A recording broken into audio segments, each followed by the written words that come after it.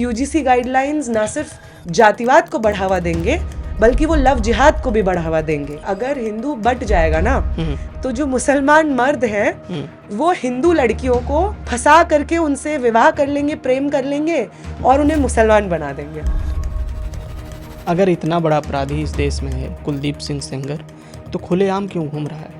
कुलदीप सिंह सेंगर को बेल मिलनी चाहिए, कोर्ट ने उन्हें बेल दी है और आप जो कर रहे हो वो एंटी नेशनल है। अगर आप सत्ता पक्ष के साथ हैं तो आपका रेप, आपके द्वारा किया गया मर्डर, आपके द्वारा किया गया यौन हिंसा, आपके द्वारा किया गया करप्शन, आपके द्वारा किया गया मनी लॉन्ड्रिंग, सब माफ है। ऐसे ही थोड़ी कहा जाता है कि भाजपा एक वॉशिंग मशीन है। कुछ लोग अभी दिल्ली यूनिवर्सिटी में ब्राह्मणवाद जिंदाबाद के नारे लगा रहे थे।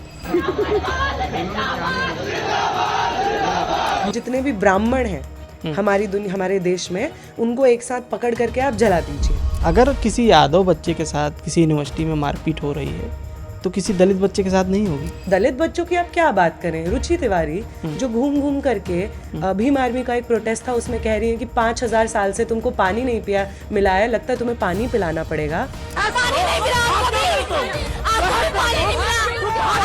आपको क्या ऐसा लगता है कि लेफ्ट पार्टियों में भी कोई कास्टिज्म है? नहीं, मैं ये मानती हूँ कि मैं इस बात को एक्सेप्ट करती हूँ। अगर आप, जैसे बहुत लोग ये समझते हैं कि यौन उत्पीड़न या रेप सिर्फ जेंडर की बात है, ऐसा नहीं होता है कि ये सिर्फ जेंडर की बात है। आपका विश्वविद्यालय जेएनयू कैसे अलग है गलगोटिया से? आप कहते हैं कि हम compete क्यों नहीं कर पा रहे हैं बाकी देशों से। समाज के एक 80% से ज़्यादा हिस्से को आपने एजुकेशन से दूर रखा। उस हिस्से को आपने हमेशा चाहा कि वो आपकी सेवा में लिप्त रहे, आपके नीचे काम करे, और फिर आपको रोना है कि बताइए रिसर्च में हमारा देश आगे क्यों नहीं आ रहा है। पढ़ने तो दीजिए आप स्टूडेंट्स को, रिसर्च एजुकेशन में पहुंचने तो दीजिए, स्कॉलरशिप्स तो दीजिए, तब जाके रिसर्च कोई करेगा ना, तब जाके आपका देश आगे बढ़ेगा, AI डेवलप करेगा, पॉलिटिकल थॉट में कंट्रीब्यूट करेगा, ऐतिहासिक रूप से कंट्रीब्यूट करेगा। पर आप ये करना नहीं चाहते हैं। नमस्कार दोस्तों, टॉक विद परमिंदर में आपका स्वागत है। मेरे साथ आज बातचीत के लिए नेहा जी हैं। नेहा जी, टॉक विद परमिंदर में आपका स्वागत है। Thank you. पहला ही सवाल ये है कि आपने इन दिनों देखा है कि एक UGC का आंदोलन चल रहा है और उस आंदोलन का कुछ लोग विरोध कर रहे हैं। आपको क्या लगता है क्यों विरोध किया जा रहा है? विरोध इसलिए किया जा रहा है क्योंकि समाज के उस सेक्शन को जिसको आदत है अपनी सत्ता की, जिसे आदत है कि हम जो बोलेंगे वो होगा, जिसे आदत है कि जो लोग हमारे सामने हैं वो हमसे छोटे हैं, हमसे नीचे हैं, अब उन्हें बहुत अजीब लग रहा है कि वो लोग कह रहे हैं कि वो एजुकेशन व्यवस्था जहाँ से आपने हमें सालों सदियों दूर रखा, जिनकी परिभाषाओं से हमें गायब रखा, अब उस एजुकेशन इंस्टीट्यूशंस में आपको हमें बर्दाश्त भी करना होगा। और जब हम उन इंस्टीट्यूशंस में आएंगे तो आप हमसे बराबरी का व्यवहार करने पर भी प्रतिबद्ध होंगे। तो ये एक परेशानी है जी। उससे जो बड़ी बात है कि कुछ लोग अभी दिल्ली यूनिवर्सिटी में ब्राह्मणवाद जिंदाबाद के नारे लगा रहे थे। आप जब पहली बार किसी यूनिवर्सिटी कैंपस में पढ़कर जब ये नारा सुनती हैं तो आपको कैसा लगता है? क्या महसूस करती हैं?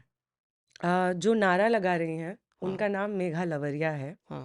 और वो महिला, मैं एक्चुअली उनसे पहली बार उस दिन मॉरिस नगर पुलिस स्टेशन के बाहर नहीं मिली। मैं उनसे पहले मिली हुई हूँ जब कुलदीप सिंह सेंगर की बेल मिली थी उनको। तो जंतर मंतर पर प्रोटेस्ट चल रहे थे और उन प्रोटेस्ट्स में जब हम बाइट दे रहे थे, अलग अलग साथी हमसे बात कर रहे थे, तो उन्होंने मुझसे बहस की। 10-15 मिनट उन्होंने एकदम तीखी मुझसे बहस की, बदतमीजी की कि कुलदीप सिंह सेंगर को बेल मिलनी चाहिए, कोर्ट ने उन्हें बेल दी है और आप जो कर रहे हो वो एंटी नेशनल है। उन्होंने रेप किया है, ये कोर्ट ने बेल क्यों दे दी? अगर रेप किया होता, नहीं किया है उन्होंने रेप, इसीलिए तो बेल दे दी है। तो उनका पृष्ठभूमि ये है। अगर आप उनके इंस्टाग्राम के पेज पे जाएंगे तो, और ये मैं नहीं कह रही हूँ, ये उनका इंस्टाग्राम पेज कह रहा है, वहाँ पे इतने सारे वीडियोस आपको मिलेंगे जिनमें वो कह रही हैं कि देखिए, मैं जाति में नहीं मानती हूँ, मुझे जातिवाद एकदम खत्म होना चाहिए, लेकिन वर्ण व्यवस्था के खिलाफ मैं कुछ नहीं सुनूंगी। ये वो कह रही हैं। वो कह रही हैं कि देखिए, 4 भाई हैं, ब्राह्मण, क्षत्रिय, बनिया और शूद्र, वैश्य और शूद्र, चारों भाई हैं, चारों तबाही हैं और चारों को 5वें दुश्मन के खिलाफ एकत्रित होना है। और वो 5वां दुश्मन कौन है? मुसलमान है। उनका एक और वीडियो मैंने देखा, अब तो मैं ऑब्सेस कर रही हूँ उनके ऊपर। एक और वीडियो है जिसमें वो कह रही हैं, देखिए अगर यूजीसी के गाइडलाइंस आ गए तो जातिवाद कैंपसेस में बढ़ेगा और उसके साथ साथ लव जिहाद बढ़ेगा।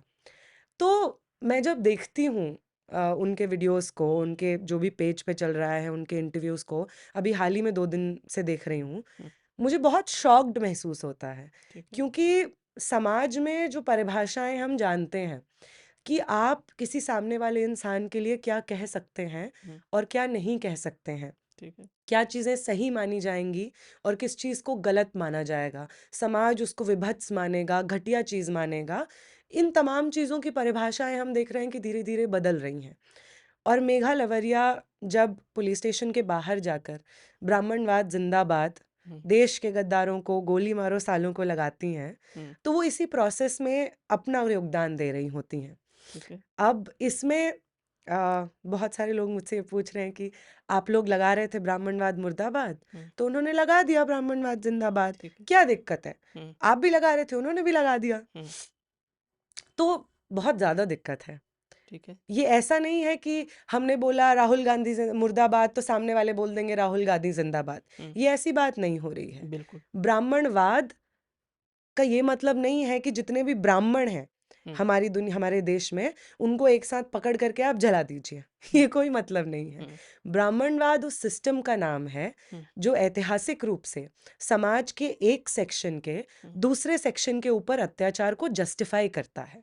वो एक ऐसा सिस्टम है जो ना सिर्फ जो ओवर रिप्रेजेंटेशन है समाज के एक पर्टिकुलर कास्ट का, एक सेक्शन का, पब्लिक सेक्टर में, हाई पेइंग जॉब्स में, सरकारी नौकरियों में, एजुकेशनल इंस्टीट्यूशंस में, ना सिर्फ उसको जस्टिफाई करता है, बल्कि बाकी और जो समाज में हमें लगता है कि ये तो कल्चर है हमारा, कि अगर जैसे ये जो फ्रेज है चोरी चमारी, बहुत कॉमन फ्रेज है, नॉर्थ इंडिया का सबसे one of the most common phrases है कि चोरी चमारी करते हैं लोग, ये करते हैं वो करते हैं। तो आपको इतना सहजता से आपने चमार, जो कि एक जाति है, उस जाति को चोरी के साथ में एसोसिएट कर दिया कि ये लोग और चोरी ही करते हैं, ये लोग चोरी ही करते हैं, और वो आपके भाषा का हिस्सा बन गया, आपके कल्चर का हिस्सा बन गया। और अगर कोई आपको उस पर टोके तो आप कहते हैं अरे हम ऐसा थोड़ी बोल रहे हैं कि चमारों को मार दो, हम तो, ये तो बोला जाता है, भाषा की बात है, शैली है ये बोल देना। नॉर्थ इंडिया में ये चीज़ बहुत चीज़ है, मतलब मैं एक प्रिविलेज कास्ट से आती हूँ, मैंने खुद परिवार में सुना है ये बात बोले जाना कि डूम जैसी दिख रही हो, नहाओगी नहीं, ये बात को कॉमन इस्तेमाल कर लेना ना, कि एक पर्टिकुलर कास्ट को आपने समाज में ना नहाने से, अनहाइजीनिक होने से, अनहेल्दी होने से, उसके प्रति आपकी हीन भावना क्यों होनी चाहिए और वो क्यों जस्टिफाइड है, उस चीज़ को जब एक कास्ट से आपने एसोसिएट कर दिया, आपके लिए बहुत आसान है इस व्यवस्था को बनाए रखना। तो वो व्यवस्था जो इस तरीके के इनजस्टिस को कॉमन सेंस बनाती है, इनफैक्ट हमारे मोरालिटी का हिस्सा बनाती हैं, वो सिस्टम ब्राह्मणवाद है। और हर कोई इंसान, चाहे वो किसी भी जाति से आता हो, अगर वो ये समझते हैं कि एजुकेशनल इंस्टीट्यूशंस में या समाज में हर इंसान का बराबरी का अधिकार होना चाहिए, तो ब्राह्मणवाद मुर्दाबाद तो उनका भी नारा है। और मेघा लवरिया, आप एक महिला हैं, आप रात के 1 बजे एक पुरुष के कंधे पे चढ़ के चीख चीख के कह रही हैं ब्राह्मणवाद जिंदाबाद, और नारा लगा रही हैं देश के गद्दारों को गोली मारो सालों को। ये जो फ्रीडम आपके पास है कि आप रात के 1 बजे पब्लिक स्पेस में घूम सकती हैं, सड़क पे खड़ी हुई हैं, किसी पुरुष के कंधे पे चढ़ करके तेज आवाज में नारा लगा रही हैं, ये आज़ादी आपको उन्हीं लोगों की लड़ाई से मिली है जिन लोगों को आपके ब्राह्मणवाद ने हमेशा से ऑप्रेस किया है। चाहे वो नारीवादी आंदोलन हो, चाहे वो सामाजिक न्याय का आंदोलन हो, इन दोनों ही मूवमेंट्स की हिस्टोरिकली लड़ाई सबसे पहले इस ब्राह्मणवाद, इस मनुवाद से रही है। तो अगर आप एक महिला होकर के जीन्स शर्ट पहन पा रही हैं और घर में आपको लंबा सा घूंघट डाल करके अपने पति पिता की सेवा करने को नहीं कहा जा रहा है और बाहर आने पे आपकी पिटाई नहीं हो रही है, वो इसलिए हो रही है क्योंकि आपके आने से पहले बहुत सारी महिलाओं ने, बहुत सारे लोगों ने ब्राह्मणवाद मुर्दाबाद को जिंदा रखा सड़कों पे। इसीलिए आज आप इतनी खुश, इतनी जोशीले तरीके से ब्राह्मणवाद जिंदाबाद वो जो लगाती हैं। पांचवा आप बता रही थी कि पांचवा जो इन इंसान है, जिसको आप मुसलमान कह रहे जी हैं, जी जिसको कोई महिला इस तरह समझ रही हैं कि इनके खिलाफ एकजुट होना है, ये आपको नहीं लगता है कि किसी तरह का नाजीवाद है, किसी तरह का फाशीवाद है, जो कोई व्यक्ति इकट्ठा होकर कुछ लोग इकट्ठा होकर ये बात कर रहे हैं, किसी एक कम्युनिटी के लोगों को मारना है? आपको इस देश में लगता है कि मुसलमान असुरक्षित नहीं महसूस करेगा? नहीं, बिल्कुल महसूस करेगा, क्यों नहीं महसूस करेगा? जब महिला ये कह रही हैं मेघा लवरिया कि अरे मैं जातिवाद में नहीं मानती हूँ, हम सबको एक हो करके एक ही दुश्मन को मारना है हुँ, और वो मुसलमान है, हुँ। तो क्यों नहीं अनसेफ महसूस करेंगे ये एक मुसलमान? लड़की इस तरह क्यों सोच रही है? इसके पीछे आप क्या समझती हैं? किसी महिला, नहीं क्योंकि वो इसके भी तो ऑप्रेस्ड है। बिल्कुल, सोसाइटी में महिलाएँ भी बहुत बड़े पे हो सकता है उनके साथ भी बुरा होता हो। बिल्कुल। वो जो नारा लगा रहे हैं, हो सकता है कि पितृसत्ता की शिकार वो भी हों। तो आपको ऐसा क्यों लगता है? नहीं, ये तो बहुत सिस्टमैटिक रूप से होता है जो नाज़ीवाद की आप बात कर रहे हैं। हाँ, हिस्टोरिकली उसका मतलब फासीवाद आने का सबसे बड़ा साइन्स ये होता है जो आज हम अपने देश में देख रहे हैं, हुँ, कि आप एक गौरवान्वित इतिहास को रचें। वो हुँ, इतिहास जिससे बेहतर कोई कुछ नहीं था। हुँ, ये कह देना कि पुष्पक विमान विमान पहले से होता होता था, हुँ, एयरप्लेन्स तो बाद में आए। हुँ, ये कह देना कि प्लास्टिक सर्जरी होती है इसीलिए गणेश का सर हाथी का सर गणेश पे लगाया गया है। हुँ। एक फ़ॉल्स हिस्टोरिकल ग्लोरिफाइड हिस्ट्री को क्रिएट करना, ये तो जो सुधांशु आज हो त्रिवेदी रहा है। करते हैं बीजेपी के। सुधांशु त्रिवेदी का रोज़ का काम है ये चीज़ें करना। हाँ, डिबेट्स में आकर के ये चीज़ें करना, हुँ, अलग-अलग यूनिवर्सिटीज़ में भी वो टॉक्स में जाकर के ये करते हैं। हुँ, तो एक फ़ॉल्स ग्लोरिफाइड हिस्ट्री को क्रिएट करना हुँ, और वो हिस्ट्री क्यों आज नहीं है, हुँ, उसके लिए एक दुश्मन को चिन्हित करना हुँ, और देश में लोगों को उस एक दुश्मन के खिलाफ एकत्रित करना। ठीक है। और आज के समय में वो दुश्मन है मुसलमान। हुँ, द मुसलमान, इस देश का मुसलमान वो अदर है जिसकी वजह से देश की प्रॉब्लम्स हैं। रोज़गार क्यों नहीं है? बेरोज़गारी क्यों है? शिक्षा व्यवस्था की इतनी बुरी हालत क्यों है? क्योंकि मुसलमान 10-10 बच्चे पैदा करता है।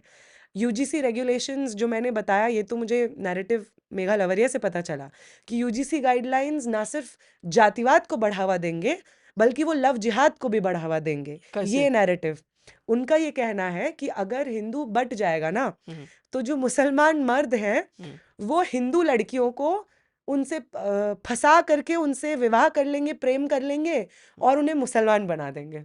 तो ये उनका नैरेटिव है।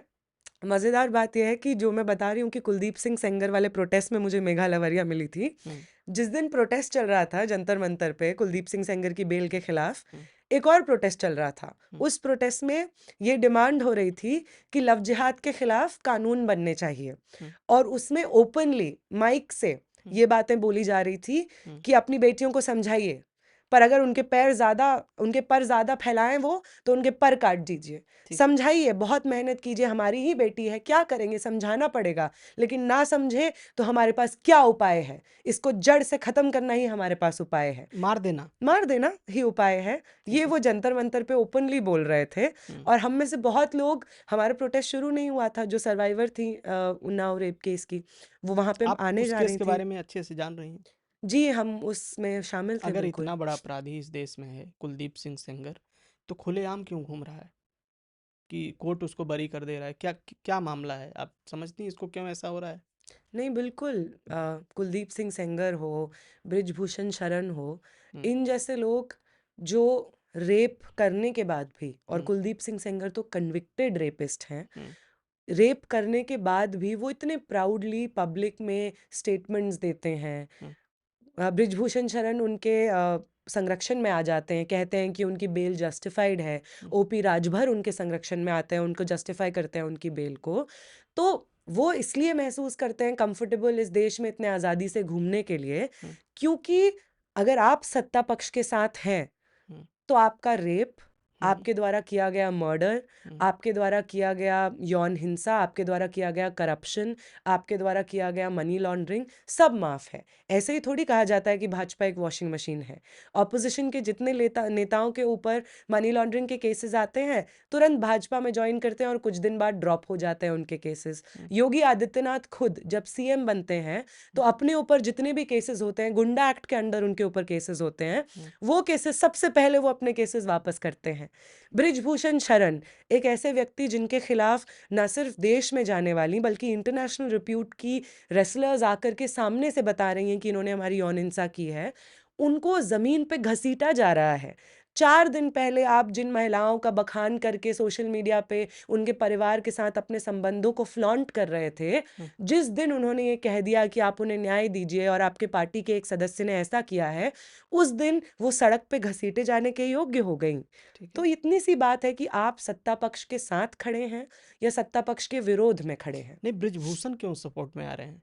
बृजभूषण शरण को बहुत ज़रूरी है सपोर्ट में आना। हाँ, ये बात बोली जाती है ना, चोर चोर मौसेरे भाई। हाँ, तो आप एक यौन हिंसा करने के लिए आरोप में फंसे हुए हैं। आपको इतनी सारी महिलाओं ने बोला है। इनफैक्ट आप तो जिस तरीके से महिला पत्रकारों से बात करते हैं, उनका एक वीडियो मैंने देखा जहाँ पे एक महिला पत्रकार जो कि तथाकथित गोडी मीडिया से हैं, वो उनसे सवाल पूछ रही हैं और माइक लगा रही हैं। उन्होंने उनके हाथ पे अपना कार का दरवाज़ा बंद कर दिया। तो आप तो पब्लिकली इतने ज़्यादा सामंती आपका जो व्यवहार है साफ तौर पे दिखता है। आप उसको छुपाने की कोई कोशिश नहीं करते हैं। जब आपसे इंटरव्यू लेने कोई आता है, पूछता है कि आपके ऊपर इतने आरोप हैं, आप इलेक्शन क्यों कॉन्टेस्ट करने की बात कर रहे हैं या आपका बेटा क्यों इलेक्शन कॉन्टेस्ट कर रहा है, तो आप बोलते क्यों नहीं करेंगे हम? कौन रोकेगा हमें? रोक ले जो रोक सकता है। इस तरीके की बातें आप बोल रहे हैं। तो ये जो एक बोध होता है ना कि आपकी वजह से सामने वाले किसी इंसान को पीड़ा हुई है, उसके साथ कुछ ऐसा हुआ है जो आप अपने साथ अगर हुआ होता तो बर्दाश्त नहीं करते। इस चीज़ का बोध और इसको करेक्ट करने के लिए जो एम्पैथी है, उस एम्पैथी का स्पेस आज के समय पे ख़त्म किया जा रहा है। अगर नेहा इस तरह बोल रही हैं, आपने किसी और भी महिला का नाम लिया कि वो ब्राह्मणवाद जिंदाबाद के नारे लगा रही हैं। अगर नेहा अगर इस तरह बोल रही हैं, आपका इस तरह बोलना इस देश में क्या लगता है कि बहुत लोगों को कष्ट इससे होता है? क्योंकि जैसे जेएनयू की लड़कियां बोलती हैं, ऐसा पब्लिक डोमेन में है और आपके बोलने से बहुत लोगों को दुख पहुंचता है, क्योंकि मैं ऐसा समझता हूं कि दुख पहुंचता है। दूसरी बात यह है कि आप जो बोल रही हैं और जो आप एक और महिला का जिसका जिक्र कर रही हैं, अगर वो भी ये नारे लगा पा रही हैं तो किसका इसमें योगदान है? बिल्कुल, आप सही कह रहे हैं कि हम जो बातें बोलते हैं, हम्म, अब इसमें यही सही बात है। मैं अपने कुछ दोस्तों से डिस्कस कर रही थी कि क्यों इतना ज़रूरी है समाज के एक सेक्शन को एजुकेशन से अनभिज्ञ रखना, हमारे देश में सत्ता को चलाए रखने के लिए। ठीक है। क्यों ज़रूरी है कि आपके पास न जानने वाले, न पढ़े हुए लोगों की एक फ़ौज हो, जिसको आप एक नैरेटिव के तहत किसी समाज के एक सेक्शन के प्रति नफ़रत में झोंक सकें और वो आपके सेट किए हुए नैरेटिव के लिए हथियार उठाने को तैयार हो, खुद मारे जाने को तैयार हो, ये समझ में आता है और इस वजह से भी आज हमारे एजुकेशन व्यवस्था का वो हाल है शायद जो है। ठीक तो है। ये जो बात है कि ब्राह्मणवाद मुर्दाबाद, मेरे ये बोलने से क्या किसी को तकलीफ़ पहुँचती है? हम्म, ऐसे तो जब हम बोलते हैं कि सेक्सुअल हरासमेंट को लेकर के कानून बनने चाहिए, तो इस पे बहुत लोगों को तकलीफ़ होती है। हम्म, लेकिन उनके तकलीफ़ होने से, उनको ये तकलीफ़ महसूस होने से, हम्म, क्या ये हिस्टोरिक इनजस्टिस झुकलाया जा सकता है हम्म, कि सेक्सुअल हरासमेंट, यौन हिंसा, रेप जैसी चीज़ें हम्म, होती हैं, जिसके टारगेट में जेंडर माइनॉरिटीज़ होती हैं, महिलाएँ होती हैं हम्म, और जिस सिस्टम का प्रिविलेज समाज के एक पर्टिकुलर सेक्शन को मिलता है, वो भी एक जाति, एक क्लास से आने वाले मर्दों को। हम्म, तो आपको इससे तकलीफ ना हो कि मैं ब्राह्मणवाद मुर्दाबाद बोल रही हूँ। हम्म, इसीलिए मैं आपको समझा रही हूँ कि जब मैं ब्राह्मणवाद मुर्दाबाद बोल रही हूँ, तो मेरा मतलब क्या है।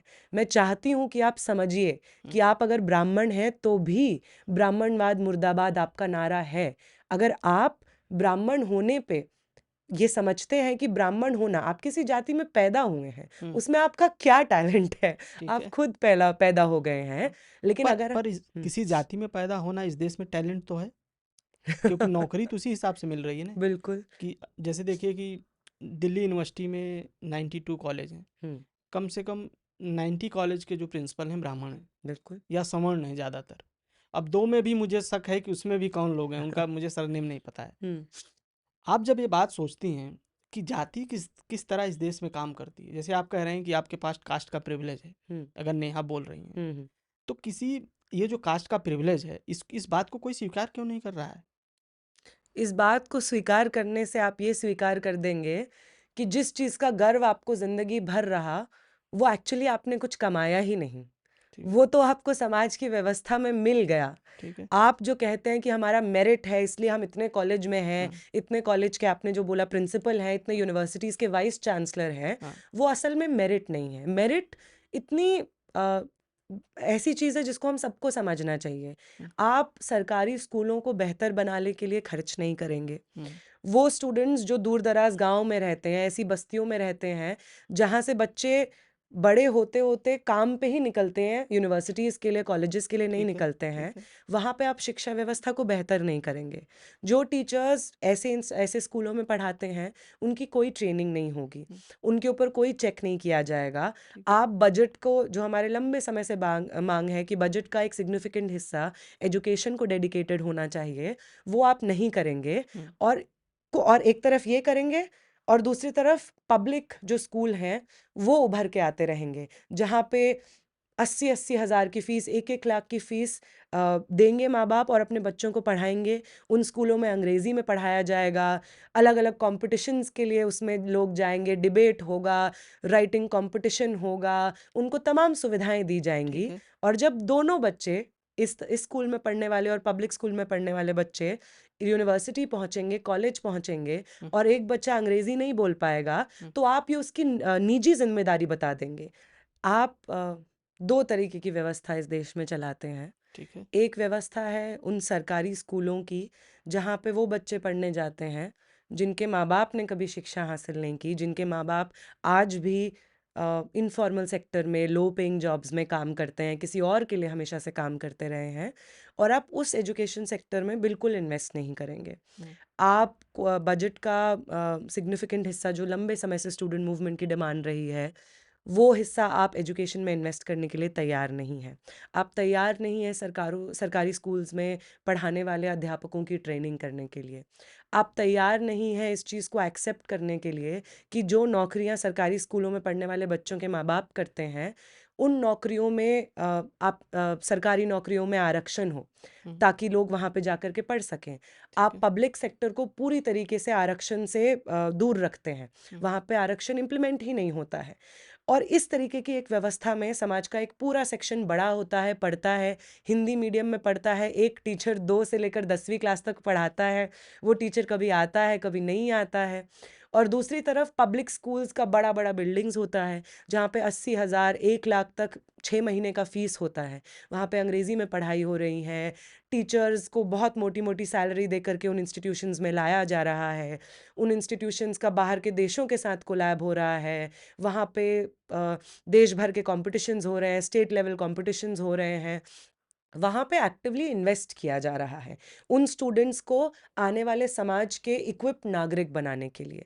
और दोनों स्टूडेंट्स जब यूनिवर्सिटी में पहुँचते हैं या कॉलेज में पहुँचते हैं, एक जो सरकारी व्यवस्था से पढ़ के आया है और दूसरा जो इन्हीं पब्लिक इंस्टीट्यूशंस द्वारा नर्चर्ड है, पोषण उसका इन इंस्टीट्यूशंस में हुआ है, तो आप ये कहते हैं कि उस बच्चे में मेरिट नहीं है, जो सरकारी स्कूलों से पढ़ के आया है।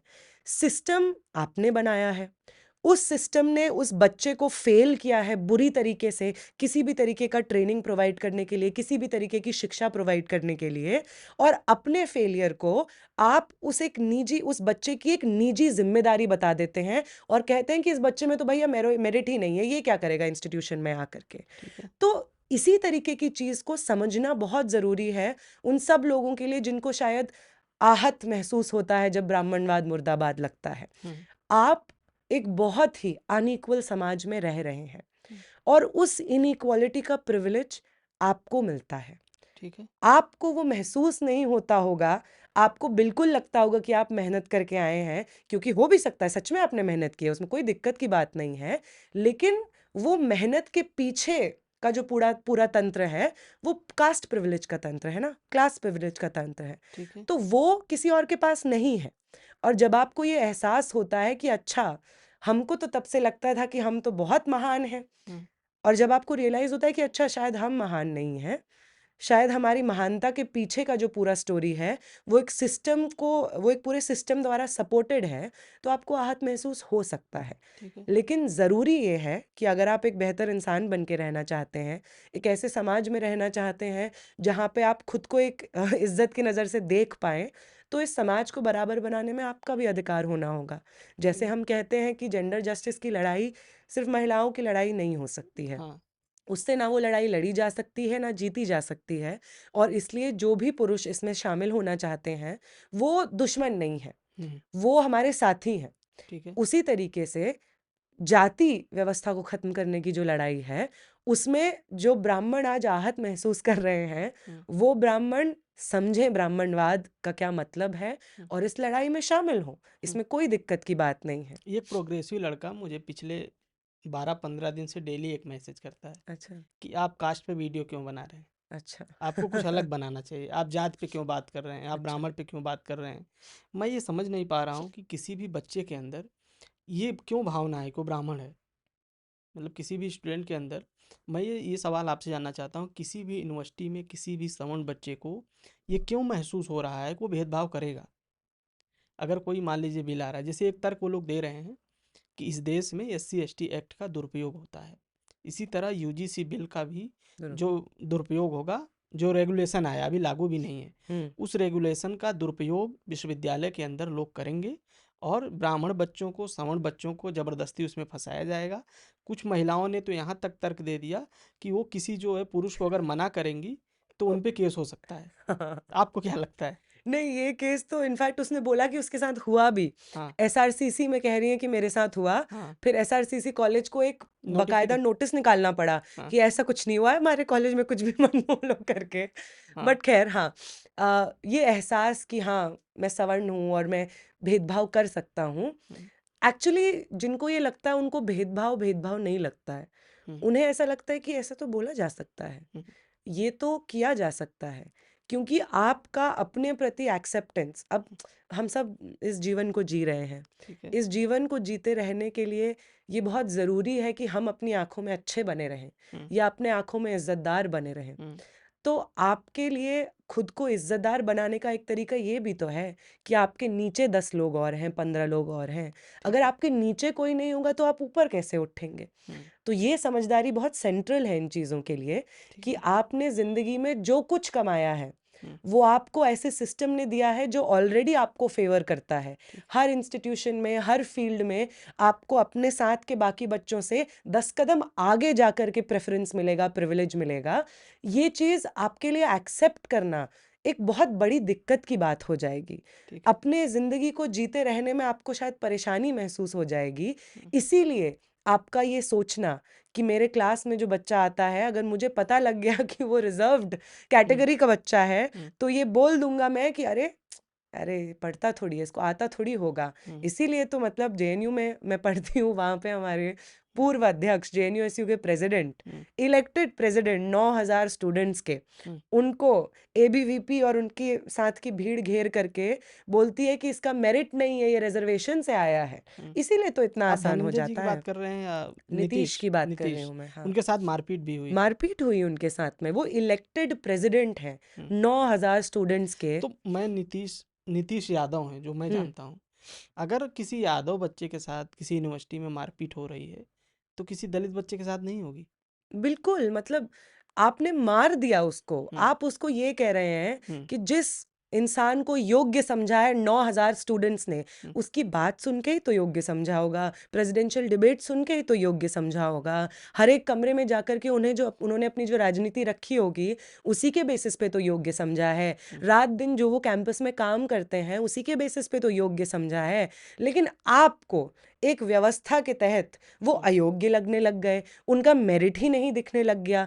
ये तो आपकी व्यवस्था है जिस व्यवस्था को आप डिफेंड कर रहे हैं। ठीक है। और दलित बच्चों की आप क्या बात करें? रुचि तिवारी हुँ, जो घूम-घूम करके हुँ। भीम आर्मी का एक प्रोटेस्ट था उसमें कह रही हैं कि 5,000 साल से तुमको पानी नहीं पिया मिला है, लगता है तुम्हें पानी पिलाना पड़ेगा। अच्छा वो किसी दूसरे के प्रोटेस्ट का वीडियो है। हाँ, हाँ, वो किसी अरे! दूसरे के मैं अब तक प्रोटेस्ट ये का। समझ रहा था कि खुद उनका प्रोटेस्ट है, उसमें कुछ लोग कवर करने गए हैं पत्रकार। अच्छा, वो किसी दलित संगठन ने कॉल दिया मतलब भीम भीम आर्मी आर्मी का। पार्टी ने दिया था? जी, वो आजाद भीम समाज आर्मी का। पार्टी। जी, वो भीम आर्मी का कॉल था, हाँ जिसमें मैं बोल तो रही हूँ रुचि तिवारी बहुत ये मैं इस पे थोड़ा बात हाँ करूँ। हाँ ये एक नई जमात उभरी है, हाँ। जो खुद को पत्रकार कहने लगी है। ठीक है। 400 रुपए, 500 रुपए का माइक ये खरीद लेती है हम्म और जहाँ पे यूजीसी को लेकर के प्रोटेस्ट हो रहे हैं, हम्म। वहाँ पे पहुँच जाती है। ठीक है। अब इसमें पहली नोट करने वाली बात ये है हम्म कि जब यूजीसी के विरोध में ये लोग प्रोटेस्ट कर रहे थे, हम्म 2-3 दिन का तमाशा जो सड़कों पे इन्होंने लगाया, जिसमें हिंदू हृदय सम्राट का भी जाति बता दिया इन्होंने, हम्म उन प्रोटेस्ट्स में हम्म। मेघा लवरिया भी शामिल थी। अच्छा। हाँ, बिल्कुल, वो शामिल हैं, उसके वीडियोज़ भी उन्होंने डाले हैं। मुझे हम्म अभी पता चल रहा है ये सब चीज़ें। हम्म तो वो उसमें शामिल हैं। आप एक इंसिडेंट दिखा दीजिए, देश भर में प्रोटेस्ट किए इन लोगों ने। हम्म एक इंसिडेंट दिखा दीजिए कि हम में से कोई इंसान इनके प्रोटेस्ट में गया हो और इस तरीके की बदतमीज़ी की हो, हम्म पत्थर मारा हो, हम्म गाली दी हो, हम्म पानी फेंका हो। हमने ऐसा नहीं किया, क्योंकि हम ये नहीं समझते हैं कि भले ही हम आपसे फंडामेंटल हम्म ज़िंदगी जीने के फंडामेंटल प्रिंसिपल पे डिसएग्री करते हैं, आप गैर बराबरी को कायम रखने के लिए वहाँ पे प्रोटेस्ट कर रहे हैं और हम चाहते हैं इस सिस्टम को ही ध्वस्त कर दिया जाए, फिर भी हम आकर के आपको मारपीट नहीं कर रहे हैं, ये हमारी राजनीति है। ठीक है। लेकिन जैसे ही प्रोटेस्ट शुरू हुए हम्म कि यूजीसी को जातीय भेदभाव को एड्रेस करने के लिए हम्म। मजबूत प्रावधान कैंपसेस में लाने होंगे, इन लोगों ने मारपीट शुरू कर दी। ठीक है। बीएचयू में मारपीट शुरू की, हाँ। इलाहाबाद यूनिवर्सिटी में मारपीट शुरू की, हम्म मैं वहीं थी जिस दिन मारपीट हुई। हम्म अ, लखनऊ यूनिवर्सिटी में मारपीट की, हम्म डीयू में मारपीट की, हम्म एस इरफान हबीब के ऊपर तो पानी से भरा हुआ कूड़ादान फेंक दिया। हम्म। तो ये इनकी राजनीति है। ठीक है। दूसरी बात, ये जो नया जमात है, ये जब से हमारे प्रोटेस्ट चल रहे हैं, इन लोगों का, तथाकथित जर्नलिस्ट का ये जो गुच्छा है, झुंड है, हम्म। ये हर प्रोटेस्ट में पहुंच जाता है ठीक है। और हर प्रोटेस्ट में इस तरीके के सवाल पूछता है, जिसका एग्जाम्पल मैंने दिया कि 5,000 साल से तुम्हें पानी नहीं मिला है, पानी पिलाना पड़ेगा लगता है, हम्म तुम तो अंग्रेजी बोल रहे हो, आरक्षण छोड़ दो ना, हम्म तुमने तो अच्छा कपड़ा पहना हुआ है, आरक्षण छोड़ दो ना, आरक्षण क्यों मांग रहे हो। हम्म इस तरीके की बातें वो बोलती हैं। हम्म पानी नहीं पिया है। हम्म इंद्र मेघवाल, जालौर, राजस्थान के जालौर डिस्ट्रिक्ट में एक बच्चा था, हम्म। जिसको यही पानी पीने के लिए उसके तथाकथित अपर कास्ट प्रोफेसर ने पीट पीट करके जान से मार दिया। तो जब आप ये कह रही हैं कि पानी नहीं मिला, हम्म वो कोई इनोसेंट बात नहीं है। हम्म। आप इंद्र मेघवाल की मौत का मजाक उड़ा रही हैं। ठीक है। उन तमाम लोगों की मौत का मजाक उड़ा रही हैं जिनको इसी तरीके से कोई कॉमन मटका छूने के लिए, पानी का कोई कुआं छूने के लिए इस तरीके से मार दिया जाता है। ये आपकी राजनीति है और आप इस तरीके की ही बातें करती हैं। इस वजह से आपको इस समाज में जो एक कॉमन सेंस है, जातिवादी कॉमन सेंस है, हम्म। वो सिस्टम आपको सपोर्ट करता है। ठीक है। आप सडनली बेचारी ब्राह्मण पत्रकार बन जाती हैं। हम्म ब्राह्मणों को बेचारा बनाना बहुत ज़रूरी है, क्योंकि समाज का 80 से ज़्यादा % हिस्सा जानता है कि बेचारा कौन नहीं है। ठीक है। वो जानता है कि सदियों से जिस सिस्टम में एग्जिस्ट करते हुए आ रहे हैं, उस सिस्टम को चला कौन रहा है, उस सिस्टम के अन्याय को जस्टिफाई कौन से नैरेटिव, कौन सी भाषा शैली से किया जा रहा है, उस सिस्टम को जस्टिफाई क्या झूठ बोल करके किया जा रहा है, वो जानता है। इसीलिए रुचि तिवारी जैसे मोहरों को, उसकी जगह कोई भी हो सकता था, उसको खड़ा करना बहुत ज़रूरी है, उसको विक्टिम बनाना बहुत ज़रूरी है, ताकि सच में जो इनजस्टिस है, लोगों को देख के जो समझ आ रहा है कि इतने सारे स्टूडेंट सड़क पे उतर करके गैर बराबरी के खिलाफ यूजीसी में प्रावधान मांग रहे हैं, उनको समझ आ रहा है। ठीक है। बहुत दिक्कत की बात है कि उन्हें समझ में आ ठीक रहा है। है। तो एक ब्राह्मण को बेचारा बनाना इनके लिए बहुत ज़रूरी बन गया था, इसीलिए रुचि तिवारी बेचारी ब्राह्मण बनती है और justice for Ruchi Tiwari circulate होता है। रुचि तिवारी ने एक वीडियो जारी किया है हम्म, जिसमें वो रो रही हैं हम्म, कि उनको रेप के थ्रेट दिए जा रहे हैं, उनको गालियां दी जा रही हैं, उनको अपमानित किया जा रहा है, उनका जीना मुश्किल कर दिया गया है, उनके ऊपर केस कर दिया गया है। तो आपको ये जो बेचारा आप कह रहे हैं कि वो तो पहले कह रही थी कि तुम पानी नहीं पिए हो, अब लोगों ने उनके साथ जो है पता नहीं क्या किया, मुझे नहीं पता, लोगों ने गाली गलौज किया है, क्या किया है, उनसे झगड़ा की है, लड़ाई की है, मैं ये नहीं जानता। लेकिन उनका वीडियो तो आया है कि वो बहुत दुखी हैं, रो रही हैं। कोई भी सवर्ण लड़की इस देश में 1000 साल से पानी ना पी पाने का मजाक क्यों उड़ा रही है? उसकी मानसिकता कहाँ से पनपती होगी इस तरह की? और एक और बात की, एक उनका वीडियो आया है जिसमें वो कौन से ईयर में बीए पास हुई उनको नहीं पता है। तो पत्रकारिता उन्होंने कहाँ से की है? नहीं, ये पत्रकारिता तो उन्होंने आरएसएस की नियरेस्ट शाखा से की होगी, I am sure of it. उसके फंड्स भी वहीं से आते होंगे। हाँ, जस्टिस फॉर रुचि तिवारी का जो पूरा कैंपेन चला 5-5 रुपए के एक्स के ट्वीट के आधार पे, जहां से उनका फंड आता है, रुचि तिवारी का भी वहीं से फंड आता है। खैर, वो बहुत दुखी हैं। अगर उन्हें रेप थ्रेट मिल रहे हैं तो बिल्कुल नहीं मिलने चाहिए, इनका कोई मतलब नहीं है कि आप किसी को भी किसी से डिसएग्री कर रहे हैं, आपको लग रहा है कि वो बहुत गलत है तो आप रेप थ्रेट्स दे ऐसा कोई दीजिए। पब्लिक में कमेंट मुझे दिखा नहीं। मुझे भी नहीं दिखा, हाँ, लेकिन खैर वो अगर कह रही हैं तो मैं मानती हूँ कि ऐसा बोला जाता है हमारे समाज में। लेकिन रेप थ्रेट तो मुझे भी मिल रहे हैं, मैं रो नहीं रही हूँ, वो अलग बात हो सकती है। हाँ, मेरा फ़ोन नंबर चल रहा है सोशल मीडिया पे, हाँ, मैं रो नहीं रही हूँ, वो अलग बात हो सकती है। आप रो इसलिए रही हैं क्योंकि जब आप वीडियो चला रही थीं, अब वो वीडियो को लोग अनम्यूट करके सुनने लगे हैं, तो पता चल रहा है कि कोई रेप थ्रेट नहीं दे रहा है। इनफैक्ट ये बोल रहा है कि मारोगी तुम, चलो थाने, तुम्हें थाने लेके जाया जाएगा। ये सामने आ गया है। रो इसलिए रही हैं क्योंकि पहले जो वो कह रही थी, विलन बना दिया जा रहा था अंजलि को, मुझको, कि नेहा और अंजलि ने मुझे मारा है। अब पता चला है कि सबके सामने आ गया है वीडियो के माध्यम से कि वो एक दलित पत्रकार हैं, बामसेफ न्यूज़ के, नवीन नाम है उनका, उनसे उनका फ़ोन छीन रही थी।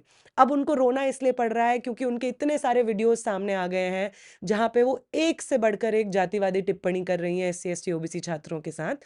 तो खुद को डिफेंड करने का बहुत अच्छा हथियार हमेशा से इस तरीके का विक्टिमहुड रहा है कुछ लोगों के लिए। ठीक है। वो इसको बिल्कुल डिप्लॉय कर सकती हैं। हम विक्टिम नहीं बनना चाहेंगे। हम आपको जो वो कह रही हैं कि मेरे ऊपर केस कर दिया है, केस तो आपके ऊपर बिल्कुल होगा रुचि जी। और आप जो करेंगी उसके लिए आपके इस ऊपर पे तो केस होना होगा। ही चाहिए कि बिल्कुल होना किसी भी चाहिए। 1000 साल से पानी ना पी पाने का जो मजाक है, कि भाई इसी देश में तो अम्बेडकर ने आंदोलन किया, पानी बिल्कुल। पीने का महान आंदोलन, इतना बड़ा आंदोलन है। कुएं से पानी नहीं पी पाना, सड़क पे नहीं चल पाना, झाड़ू लगा के चलना, इस देश बिल्कुल। के लाखों करोड़ों लोगों ने इसको भुगता है। बिल्कुल। और आप उसका मजाक उड़ा रही, तो केस तो होना चाहिए, मुझे ऐसा लगता है। नहीं, बिल्कुल, आपसे बहुत सारे लोग एग्री भी करेंगे। हाँ, और पर वो जिस केस की बात कर रही हैं, वो इसकी बात कर रही हैं कि अरे मैंने नवीन का फ़ोन ही तो छीना, या मैंने अंजलि को, नेहा को मार ही तो दिया, इस पे केस क्यों हो गया मेरे ऊपर? अरे तुम दंगई हो, तुम्हारे ऊपर केस नहीं होगा तो तुम्हें फूल-माला थोड़ी पहनाया जाएगा। आरएसएस के लोग थोड़ी हम लोग हैं कि बिल्किस बानो के रेपिस्टों को गार्लैंड पहनाएँगे। सही है। कैसी बात वो कर रही हैं? एक एक एआई का कार्यक्रम चल रहा है, देखा आपने? हाँ, हाँ, हाँ। उसमें एक विवाद हुआ है हुँ। कि गलगोटिया जो यूनिवर्सिटी है, उसने एक रोबोट को ये बोला कि ये हमारे विश्वविद्यालय ने, हमारी यूनिवर्सिटी ने बनाया है। और चाइना ने उसको ट्वीट किया है कि भाई ये हमारा रोबोट है। कैसा लग रहा है आपको? नहीं, मुझे मुझे कैसा लग रहा है, मुझे आज के समय में मतलब जो कॉमेडियंस आजकल कहने लग गए हैं कि पहले हमको सोचना पड़ता था कि हम क्या जोक्स बनाएं, लेकिन आज के समय का सच हो गया है कॉमेडी, कि कुछ हो, आप कुछ सोच रहे हैं जोक कि हम ये बोलेंगे, अगले दिन वो हो जा रहा है। और गलगोटिया तो पहले भी इस तरीके से न्यूज़ में आ चुका है कि वो प्रोटेस्ट कर रहे हैं राहुल गांधी के खिलाफ। उनसे पूछा जा रहा है कि क्यों हो रहा है प्रोटेस्ट, तो उनसे बोलते नहीं बन रहा है कि हम क्यों प्रोटेस्ट कर रहे हैं। तो जब आप शिक्षा व्यवस्था को इस तरीके से तोड़ देंगे एनईपी के माध्यम से, वीबीएसए जैसे बिल के माध्यम से, तो वहाँ पे रिसर्च, मतलब कायदे से ये जो है कि आप डेवलप कर रहे हैं टेक्नोलॉजी, वो रिसर्च में आएगा ना। तो आपने रिसर्च एजुकेशन में का फंड इस तरीके से कम कर दिया है। आपने जो स्कॉलरशिप्स दी जाती हैं उनको बंद कर दिया है। जो मानव मिलता था वो बंद हो चुका है। ठीक है। जो लड़कियों को मिलता था स्कूल में स्कॉलरशिप, वो बंद हो चुका है। एससी एसटी स्कॉलरशिप बंद हो चुका है।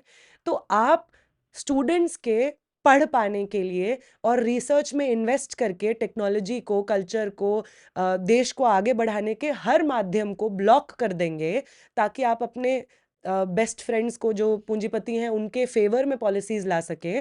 तो आपके देश में गलगोटिया का सच चाइना को पर्दाफाश करना ही पड़ेगा।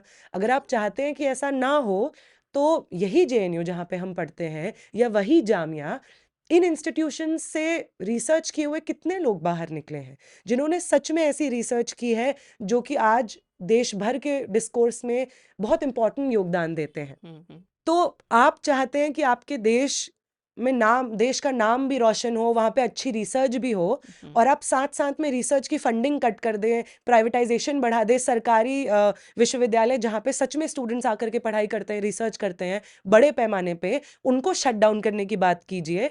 तो कैसे रिसर्च होगा? नहीं पॉसिबल है। रिसर्च अगर आप प्रमोट करना चाहते हैं तो रिसर्च में इन्वेस्ट करना ज़रूरी है, ना कि हिस्ट्री का सिलेबस चेंज करना, पॉलिटिकल साइंस का सिलेबस चेंज करना। आपको ये बात, मतलब आप कहते हैं कि हम compete क्यों नहीं कर पा रहे हैं बाकी देशों से। समाज के एक 80% से ज़्यादा हिस्से को आपने एजुकेशन से दूर रखा। उस हिस्से को आपने हमेशा चाहा कि वो आपकी सेवा में लिप्त रहे, आपके नीचे काम करे, और फिर आपको रोना है कि बताइए रिसर्च में हमारा देश आगे क्यों नहीं आ रहा है। पढ़ने तो दीजिए आप स्टूडेंट्स को, रिसर्च एजुकेशन में पहुंचने तो दीजिए, स्कॉलरशिप्स तो दीजिए, तब जाके रिसर्च कोई करेगा ना, तब जाके आपका देश आगे बढ़ेगा, एआई डेवलप करेगा, पॉलिटिकल थॉट में कंट्रीब्यूट करेगा, ऐतिहासिक रूप से कंट्रीब्यूट करेगा। पर आप ये करना नहीं चाहते हैं। आपका विश्वविद्यालय जेएनयू कैसे अलग है गलगोटिया से? मेरा विश्वविद्यालय जेएनयू पहली बात तो एक सरकारी संस्थान है, हम्म, और कुछ भी आप कहें, जेएनयू को तोड़ने के मरोड़ने के बहुत सारे कैंपेन्स हुए हैं। शट डाउन जेएनयू का कैंपेन चलाया गया। इस दिल्ली की जो चीफ मिनिस्टर हैं वो जेएनयू से कितनी नफरत करती हैं, इसके उदाहरण वो लगातार देती रहती हैं। वो कहती हैं कि जेएनयू को तो शट डाउन करना चाहिए, लेकिन उसके बावजूद जेएनयू में ये एक प्रथा, ट्रेडिशन है, एक बेहतर ट्रेडिशन है, प्रोग्रेसिव ट्रेडिशन है कि यहाँ पे अगर फीस बढ़ती है तो स्टूडेंट्स उसके खिलाफ आंदोलन खड़ा करते हैं, ताकि आज भी कम से कम फीस में पढ़ने वाले स्टूडेंट्स यहाँ पे आके पढ़ सके। आज भी हम लोग बोलते हैं कि आपको एक तरफ स्कॉलरशिप्स कम हो रही हैं और एक तरफ जेएनयू में आंदोलन हो रहा है कि एमसीएम को बढ़ाया जाना चाहिए। तो वो जिस चीज़ को बोला जाता है ना कि जेएनयू मुफ्त की रोटियां तोड़ता है, ये लोग तो टैक्स पेयर के पैसे पे पढ़ते हैं, ये तमाम चीज़ें।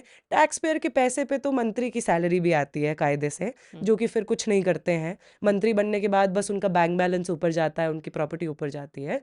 स्टूडेंट्स जो यूनिवर्सिटीज़ में आते हैं वो टैक्स पेयर के पैसे पे बिल्कुल पढ़ते हैं, और उस टैक्स पेयर के पैसे से इस देश के व्यवस्था को समझने के लिए, आगे बढ़ाने के लिए, बेहतर करने के लिए रिसर्च में काम करते हैं। इसीलिए जेएनयू एक समय पे, जेएनयू में भी तो सीट कट्स हो रहे हैं, स्पेशली पीएचडी के स्टूडेंट्स का। हम देख रहे हैं कि जहाँ पे जिस जेएनयू में एक बार एक समय पे फेलोशिप टाइम पर नहीं आती है। फेलोशिप टाइम पे मेरी 6 महीने से नहीं आई है फेलोशिप। तो मेरी 1.5 साल बाद आई थी।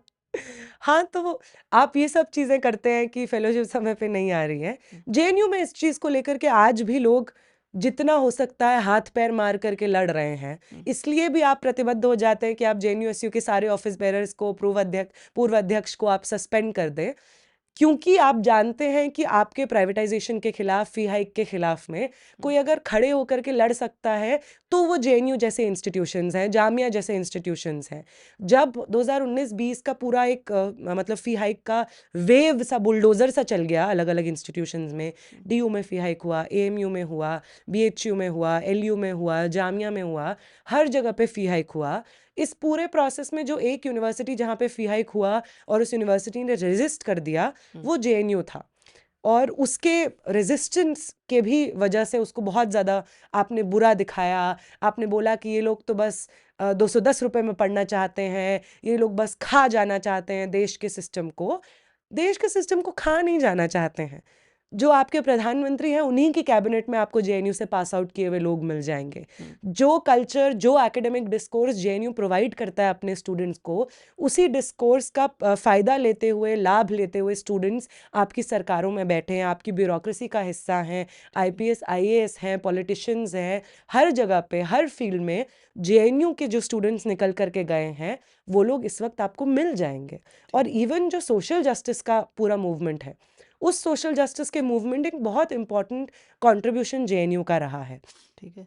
जब रोहित वेमुला वाला मूवमेंट हुआ, या उससे पहले की अगर हम बात करें, ओबीसी आरक्षण जब लागू हो रहा था, तो सेकेंड लेग में जब इंस्टीट्यूशंस में, एजुकेशनल इंस्टीट्यूशंस में लागू होता है, तो उस बात को कि अच्छा अब लागू हो गया है लेकिन उसको लागू होने के बाद भी कैसे ना लागू होने दिया जाए, इसका पूरा प्रोसेस जेएनयू में शुरू होता है।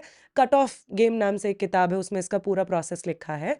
तो उसके खिलाफ भी जेएनयू लड़ता है, और 10 साल के संघर्ष के बाद ओबीसी रिजर्वेशन का करेक्ट इम्प्लीमेंटेशन अगर आज देश भर में हो रहा है, उसमें एक बहुत इंपॉर्टेंट भूमिका जेएनयू के आंदोलन की है। रोहित वेमुला के इंस्टीट्यूशनल मर्डर के बाद में जो मूवमेंट देश भर में होता है सोशल जस्टिस के लिए, जातीय भेदभाव के खिलाफ आंदोलन होता है, रोहित एक्ट की मांग होती है, उस आंदोलन में भी जेएनयू का बहुत इंपॉर्टेंट हिस्सा रहता है। और उस वक्त भी जेएनयू को डिरेल किया जाता है। जैसे आज जब जेएनयू का एक बहुत बड़ा मार्च निकला यूजीसी के गाइडलाइंस को लेकर के, उसी दिन जो सस्पेंशन नोटिस आता है जेएनयूएससी ऑफिस बेरर्स और पूर्व अध्यक्ष को, वो उसी दिन आता है। तो ये एक बहुत इम्पॉर्टेंट मतलब स्टूडेंट मूवमेंट की बहुत इम्पॉर्टेंट आवाज़ जेएनयू रही है। इसलिए भी ये ज़रूरी है कि जेएनयू जैसे संस्थान जहाँ पे सरकारी संस्थान जहाँ पे कम से कम फीस में स्टूडेंट्स आकर के पढ़ सकते हैं, उनको बचाए रखना, जो इंस्टीट्यूशंस बचे हैं उनको बचाए रखना, और जहाँ पे ये लड़ाई पीछे जा रही है वहाँ पे लड़ना बहुत ज़रूरी है, मैं मानती हूँ। ठीक है। अगर आप ये कह रही हैं कि सामाजिक न्याय की लड़ाई जेएनयू में लड़ी जा रही थी, मेरा कुछ काउंटर आर्गूमेंट इस पे है कि अगर यहाँ सामाजिक न्याय की लड़ाई लड़ी जा रही थी तो रिजर्वेशन 2007 में लागू होता है हायर एजुकेशन में, लेकिन जेएनयू के अंदर 2015 के बाद हॉस्टल में रिजर्वेशन लागू होता है ओबीसी बच्चों के लिए। लेफ्ट पार्टियां यहाँ क्या कर रही थी? आपको क्या ऐसा लगता है कि लेफ्ट पार्टियों में भी कोई कास्टिज्म है?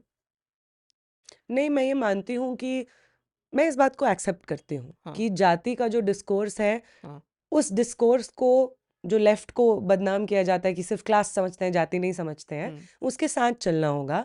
और मैं जिस संगठन से आती हूँ, मैं तो मानती हूँ कि मेरा संगठन उभरा ही, या जिस पॉलिटिकल आइडियोलॉजी से मैं अलाइन करती हूँ, सीपीएम लिबरेशन की, उसकी पॉलिटिकल आइडियोलॉजी का बर्थ ही कास्ट की लड़ाई को लेकर के, कास्ट असर्शन की लड़ाई को लेकर के है। ठीक है। अगर आप जिस पार्टी से मैं आती हूँ उसकी शुरुआत कहाँ से होती है, उसके आंदोलनों की लड़ाई की अगर आप बात करेंगे, तो आप बिना जाति के ऊपर बात किए बात ही नहीं कर नहीं, पाएंगे। मैं लेफ्ट पे ही बात कर रहा हाँ हूँ, हाँ, सिर्फ बिल्कुल। आपका ऐसा नहीं, जितने भी संगठन हैं लेफ्ट के कैंपस में 2015 में लागू होता है। तो ये जो 8 सालों का गैप है, ऐसा क्यों हुआ? नहीं, ऐसा बिल्कुल इसीलिए हुआ क्योंकि जो आप सच कह रहे हैं हाँ, कि ऑन पेपर तो लागू हो गया हाँ, ओबीसी रिजर्वेशन, हाँ, लेकिन आप हॉस्टल की बात कर रहे हैं, इवन एडमिशन्स में हुँ, ओबीसी रिजर्वेशन नहीं लागू था। हुँ, और हम देख रहे थे, इनफैक्ट जब 5 साल का हम लोगों ने निकाला डेटा, हुँ, तो हमें समझ में आया कि पहले जो स्टूडेंट्स आ रहे थे, हुँ, उससे भी कम संख्या में ओबीसी स्टूडेंट्स आ रहे हैं। हुँ, और इसी को लेकर के आंदोलन जेएनयू में ही हुआ, हुँ, और इसी को लेकर के कोर्ट भी जाया गया। ठीक है। जब जेएनयू में इस तरीके को लेकर के पब्लिक मीटिंग्स और टॉक्स ऑर्गेनाइज किए जा रहे थे, तो जेएनयू में ही तो यूथ फॉर इक्वालिटी नाम से संगठन एक बना दिया गया था, जो बोल रहा था कि इससे मेरिट खराब होगा। तो इसके खिलाफ लड़ने में बिल्कुल इतना समय लग गया, जिसके बाद जीत करके लाया गया इस आंदोलन को भी। और लेफ्ट की मैं बिल्कुल बात करूं, एक्चुअली ये मैं एकदम बाइनरी में नहीं देखती हूँ हुँ, कि लेफ्ट के संगठन या अम्बेडकराइट ऑर्गेनाइजेशंस को, मैं हुँ, बिल्कुल बाइनरी में इस ठीक है। तरह से नहीं देखती हूँ। हुँ, क्योंकि अभी भी अगर हम देखें, जैसे यूजीसी को लेकर के जो समझदारी बन रही है, जब ये प्रावधान भी आए, हुँ, तो मुझे नहीं लगता है कि लेफ्ट में हमारे अलावा किसी ने भी इन प्रावधानों को वेलकम करते हुए और क्रिटिसाइज करते हुए एक स्टेटमेंट निकाला।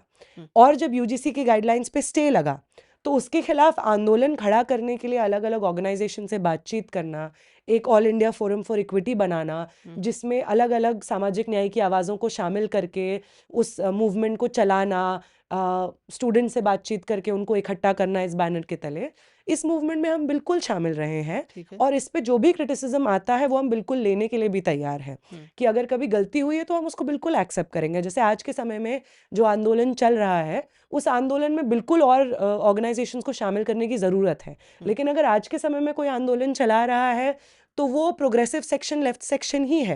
हुँ, तथाकथित वो पार्टीज जो खुद को सोशल जस्टिस की चैंपियंस बोलते रहे, हुँ, चाहे वो उत्तर प्रदेश में हो या बिहार में हो, हुँ, वो मौन है यूजीसी गाइडलाइंस पे। ठीक है। वो सड़कों पे उतर के ही नहीं आ रहे हैं। हुँ, तो ये भी एक चेहरा है उस ठीक चीज़ को लेकर के। ठीक है। और लड़ाई तो हमने, मतलब लेफ्ट के अंदर भी बहुत सारे डिस्कोर्स चलते हैं। हुँ, जब जब ऐसा हमें महसूस हुआ है कि लेफ्ट के अंदर कास्ट को लेकर के जो डिस्कोर्स है हुँ, उसको ठीक से नहीं समझा जा रहा है, हुँ, तो क्रिटिसिज्म भी लेफ्ट के अंदर से उभर करके आया है इस चीज़ को लेकर के, और उस डिस्कोर्स को आगे बढ़ाने का प्रोसेस भी लेफ्ट के अंदर से आया है। ठीक मैं है। तो यही इतिहास जैसे आप समझती हूँ। आप एक और मैं उदाहरण देता हूँ। जैसे हुँ, बृंदा कारात ने हुँ, जब रिजर्वेशन की महिलाओं के रिजर्वेशन की बात चल रही थी, बिल्कुल। जैसे मैं आपको उदाहरण दूँ कि कोई कोई रुचि यादव हैं, कोई रुचि तिवारी हैं, हुँ, या कोई रुचि साक्य हैं, या हुँ, कोई रुचि कुशवाहा हैं, हुँ, या कोई रुचि विश्वकर्मा है। हुँ, इन सारी महिलाओं में अंतर है। बिल्कुल। अलग अलग सेक्शन की अलग अलग धड़े की महिला हैं। अगर इसमें कोई दलित महिला, आदिवासी महिला भी रहेगी तो और सेक्शन बड़ा हो जाएगा। मैं आपको ये कह रहा हूँ कि जब लागू हो रहा था वुमन रिजर्वेशन पर, जब संसद में बहस चल रही थी, तो इसके खिलाफ थी वृंदा कारात, और बहुत सारे ऐसे लेफ्ट को लोग थे, ये कह रहे थे महिला रिजर्वेशन में बंटवारा नहीं होना चाहिए। नेहा को क्या लगता है नहीं, मैं बिल्कुल कि मानती रिजर्वेशन में हूँ। बंटवारा होना चाहिए?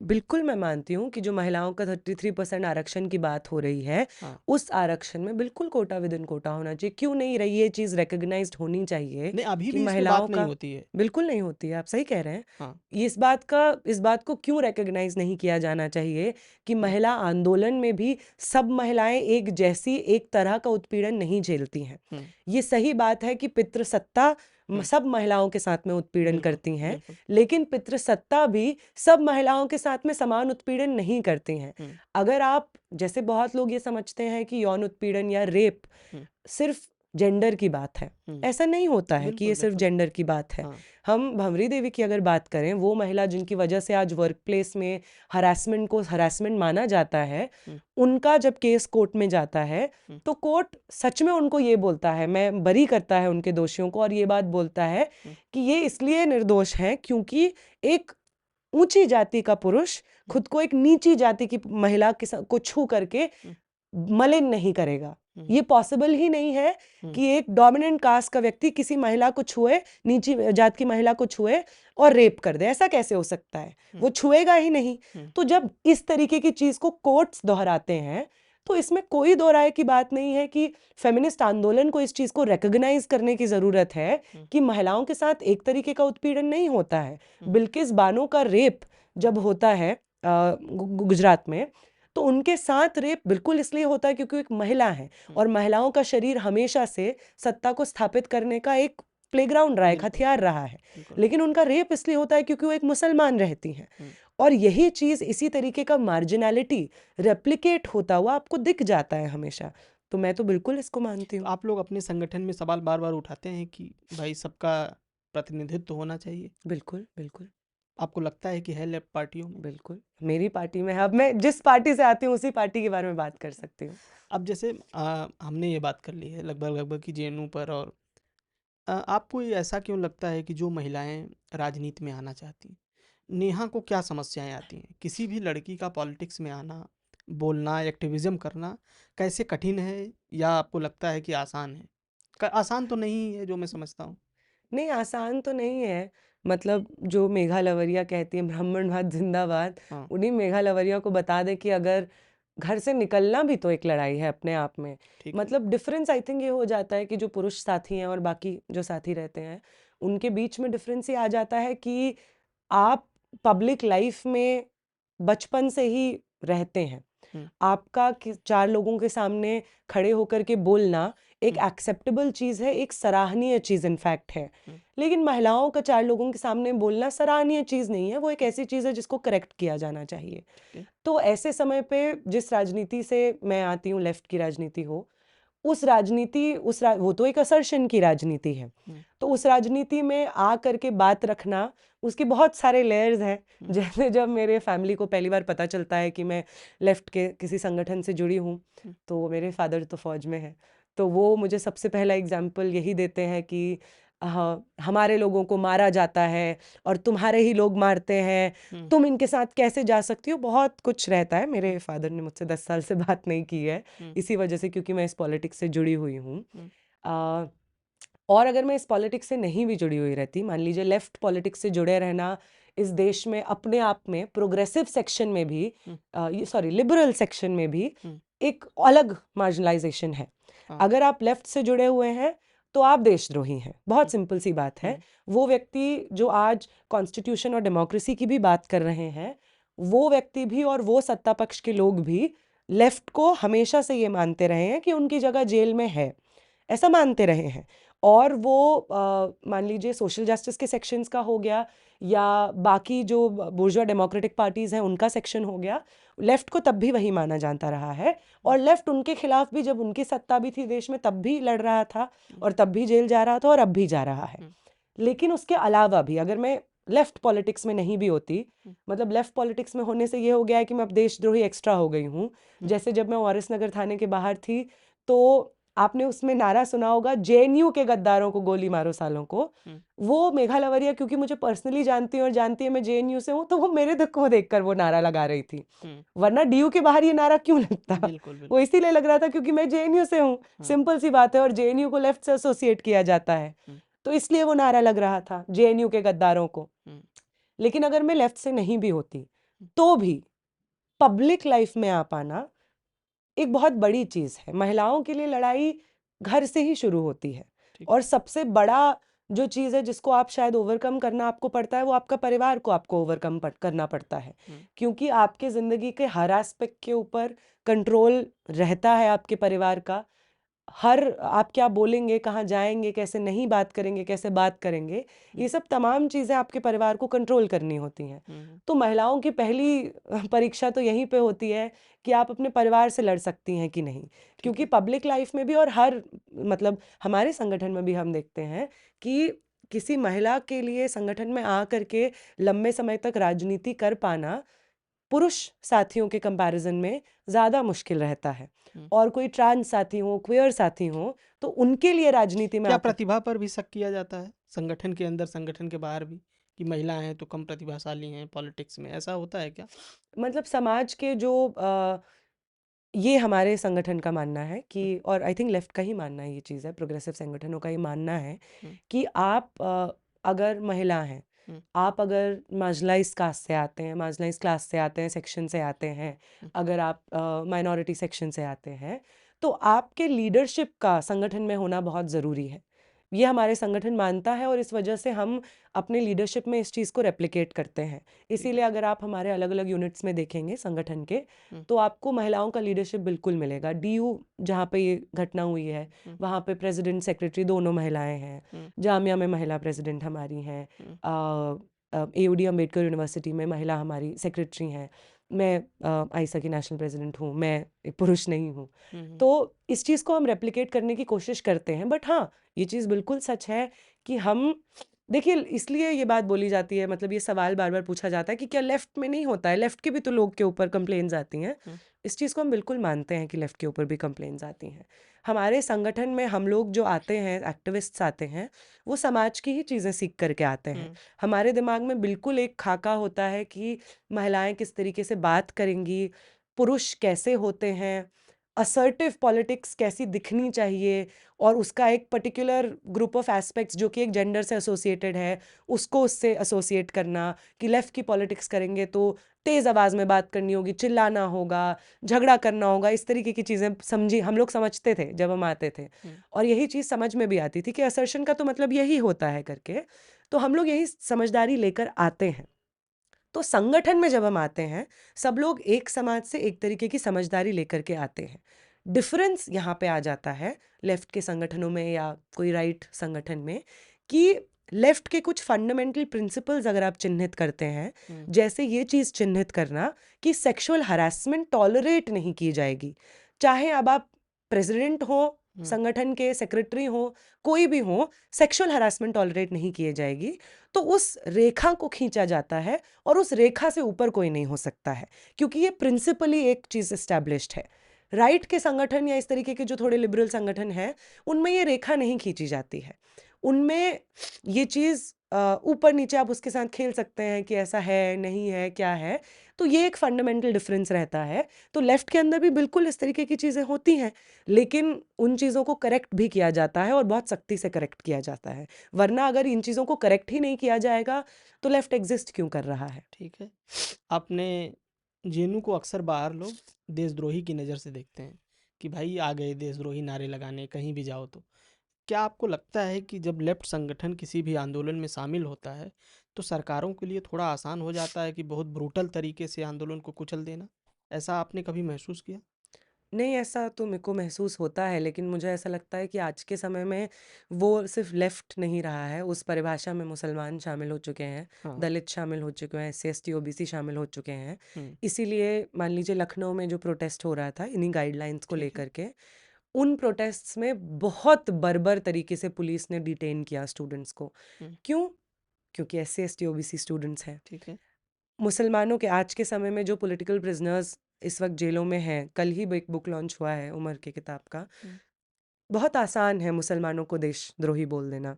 ठीक है। लेफ्ट का अगर कोई इंसान है, वो कॉमरेड बोलते हुए सुनाई दे गया आपको, जेएनयू से एसोसिएटेड सुनाई दे गया, बहुत आसान है बोलना कि ये देशद्रोही हैं। हुँ, क्योंकि मतलब ये कितनी मज़ेदार बात है कि हम बोलते हैं हुँ, we the people make the nation. हुँ, हम देश बनाते हैं।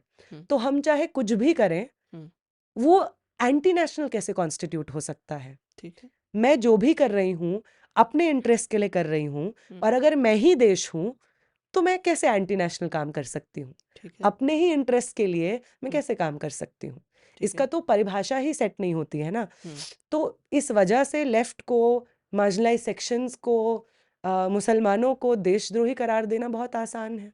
ठीक है। लेफ्ट पार्टी आपको लगता है कि इस देश के आइडिया ऑफ इंडिया जो है उसको नहीं समझ पा रही हैं? क्यों उनका ग्राफ लगातार सिकुड़ता जा रहा है? नहीं, मुझे ये बात तो लगती है कि देखिए, आइडिया ऑफ इंडिया पे अगर हम बात करें और फिर उसको चुनाव से कंपेयर करें, तो फिर आइडिया ऑफ इंडिया तो भाजपा का इंडिया है, हुँ, जहाँ पे सब निकलें लठ लेकर के और मुसलमानों को मार दें। हुँ, जहाँ पे चुनाव के वक़्त इस तरीके के भड़काऊ भाषण दिए जाते हैं कि आप दीजिए तो हमको बहुमत, 400 पार तो करिए, संविधान बदल देंगे। हुँ, संविधान बदलने से क्या मतलब है? हुँ, आरक्षण खत्म करेंगे, एससी, एसटी, ओबीसी को उनका जगह दिखाया जाएगा। हुँ, ये बात जब खुले तौर पे बोली जा रही है कि लोकसभा का चुनाव 24 में चल रहा था, मैं झारखंड में थी, वहाँ पे कैंपेन चल रहा था। हुँ, तो वहाँ पे ये बात बोली जा रही थी कि बाहर से आ जा रहे हैं, रोहिंग्या आ जा रहे हैं, और ये हमारे झारखंड के पॉपुलेशन की कॉन्स्टिट्यूएंसी को ख़राब कर रहे हैं। इस तरीके की चीज़ें साफ तौर पे बोली जा रही हैं। तो अगर आपको आइडिया ऑफ इंडिया ये लगता है किसी को, तो वो आइडिया ऑफ इंडिया में फिर गड़बड़ है। हाँ, किसी भी वक़्त में ये ज़रूर संभव है कि आप जो बातें बोल रहे हों, वो उतनी ज़्यादा लोकप्रिय ना हों। ये बिल्कुल संभव है कि आप माइनॉरिटी में गिने जाएँ किसी भी वक़्त में। ये ज़रूर संभव है कि आप इनफैक्ट एनिमी बना दिए जाएँ मेजॉरिटी के। लेकिन इस मेजॉरिटी और माइनॉरिटी, अनपॉपुलर या विलेनाइज़्ड एक तरीके से, मतलब आपको विलेन करार दे गया है। इस विलेनाइज़्ड हो जाने से ये सही और गलत का कोई रिलेशन नहीं है। ठीक है। किसी भी समय पे कोई भी फ़ोर्स जो लड़ती रही है, वो हमेशा से वो फ़ोर्स रही है जो एक बहुत बड़ी सत्ता के खिलाफ लड़ी है। अगर हम गुलाम प्रथा की बात करें, तो जो गुलाम लड़ रहे थे अपने मालिकों से, वो बहुत ही, मतलब उनके पास क्या था लड़ने के लिए? कानून व्यवस्था भी रिकॉग्नाइज़ नहीं करती थी कि वो इंसान है और उनके समान अधिकार होने चाहिए। फिर भी वो लड़े और आज हम गुलाम व्यवस्था में नहीं रह रहे हैं। हुँ, अ, राजशाही की अगर हम बात करें, जिसमें डायरेक्टली बोला जाता था कि जो राजा है, वो तो सीधा रिप्रेजेंटेटिव है भगवान का, और इसीलिए उसका राजा होना मुमकिन है, और वो अपनी प्रजा के साथ जो चाहे कर सकता है। बिल्कुल। जितना कर वसूले, जो मारे, जो रेप करे, वो सब वैलिड है। अगर आप किसी और राज्य को वहाँ पे जा कर के लूट ले रहे हैं, गाँव पे कब्ज़ा कर रहे हैं, तो वहाँ पे जा कर के आप महिलाओं का रेप कर सकते हैं, क्योंकि आपका अधिकार है। ये चीज़ें सामान्य होती थीं। और उसके खिलाफ जो लोग लड़ रहे थे, वो भी एक माइनॉरिटी थे, एक अनपॉपुलर लोग थे। ऐसे लोग थे जिनको विलेन बताया जा रहा था, देश का दुश्मन बताया जा रहा था। तो किसी भी वक़्त अनपॉपुलर होना गलत होने से इक्विवेलेंट नहीं है। ठीक है। और ये मैं मानती हूँ कि आज के समय में ये सही बात है कि इलेक्टोरली बिल्कुल अच्छा परफ़ॉर्मेंस हम कह सकते हैं कि नहीं है। और इसके लिए मतलब सीधा तौर पे ये भी नहीं है कि क्या लेफ्ट अनपॉपुलर हो गया है। चुनाव का गुनागणित हो गया, या जिस तरीके से इलेक्शन कमीशन को एक सरकार का एक्सटेंडेड वर्जन की तरह इस्तेमाल किया जा रहा है, वो एस्पेक्ट हो गया। तो बिल्कुल ये सही बात है कि अगर हम समझते हैं कि इलेक्शन एक मास आउटरीच का ज़रिया है, तो उसमें भी हमको बेहतर पहलकदमी लेनी होगी, और इस वक़्त तमाम डेमोक्रेटिक संगठन को साथ में लेकर के संविधान को बचाने की ज़रूरत है। लेकिन ये गलतफ़हमी और ये डिसअपॉइंटमेंट मुझे कहीं महसूस नहीं होती है कि क्योंकि हम सही बात बोल रहे हैं, हम अनपॉपुलर हैं, तो हम इस लड़ाई को छोड़ दें। उस हिसाब से तो आप फ़िलिस्तीन को देखिए। फ़िलिस्तीन में जहाँ पे नरसंहार हो रहा है, इस चीज़ को कोई डिनाई नहीं कर सकता है।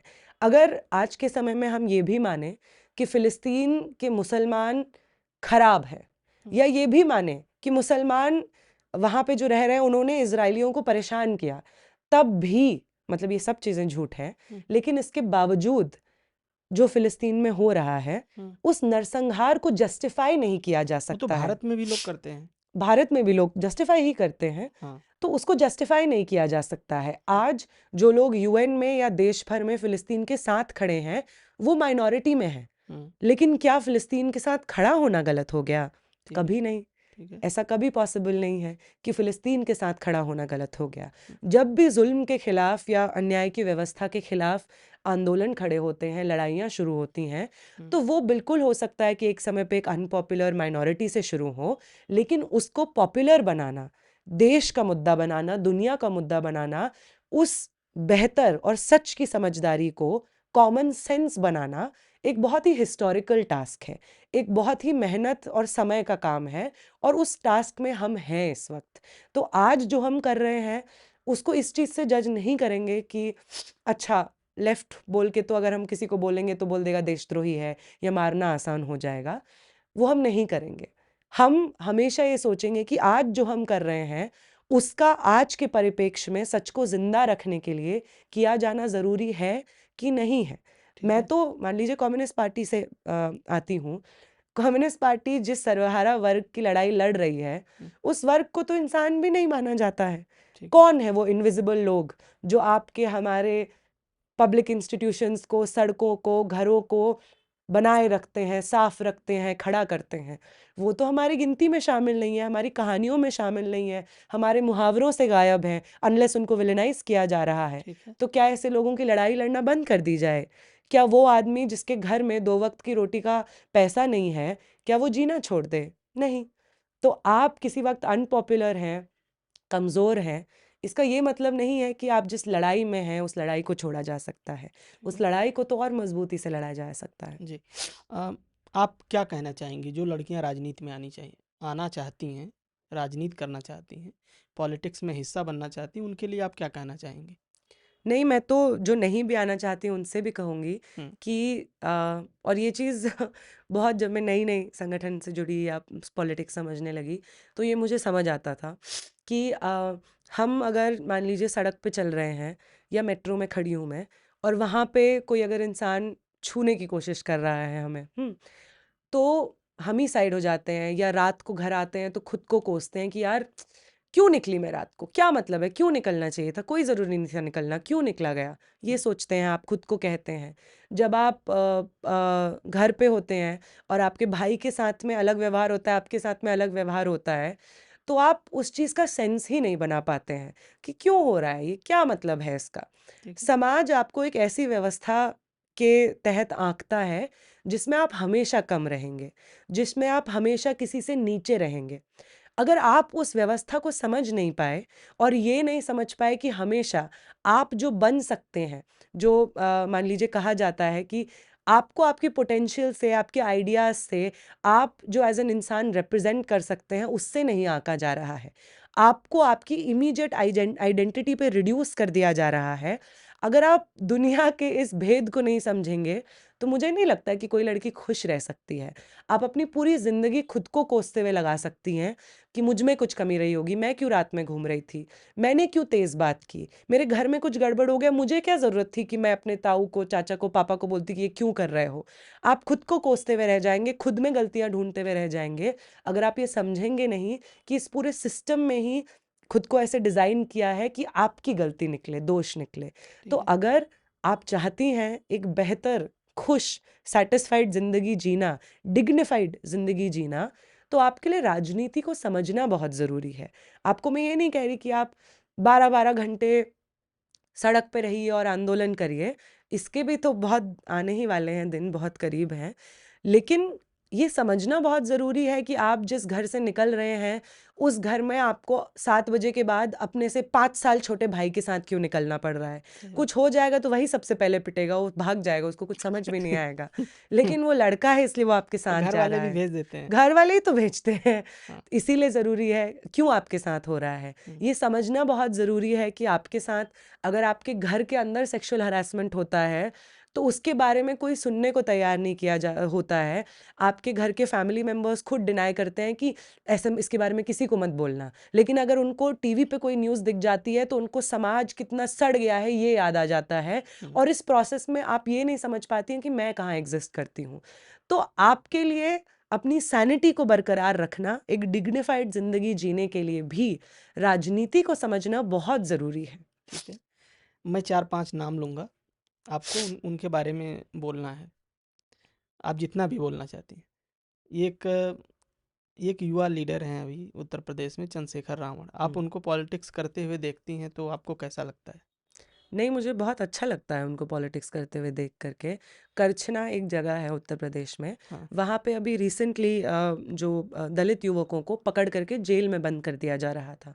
हुँ, तो वहाँ पे हमारे साथी हैं मनीष हैं, वो वहाँ पे गए हुए थे, इलाहाबाद यूनिवर्सिटी में पीएचडी कर रहे हैं। हुँ, वहाँ पे गए हुए थे, साथी सुनील हैं, वो गए हुए थे। हुँ, तो वहाँ पे चंद्रशेखर भी पहुँचे, उनके साथ के और लोग पहुँचे और उन्होंने बहुत मदद की उस हुँ, मूवमेंट को आगे ले जाने में। हुँ, तो मैं तो जानती हूँ, देखती हूँ कि वो जो मूवमेंट कर रहे हैं, वो सच में बहुत ज़रूरी है। हुँ। और उस मूवमेंट का हिस्सा हम मानते हैं खुद को कि हम उसमें कंट्रीब्यूट जिस तरीके से करना चाहें।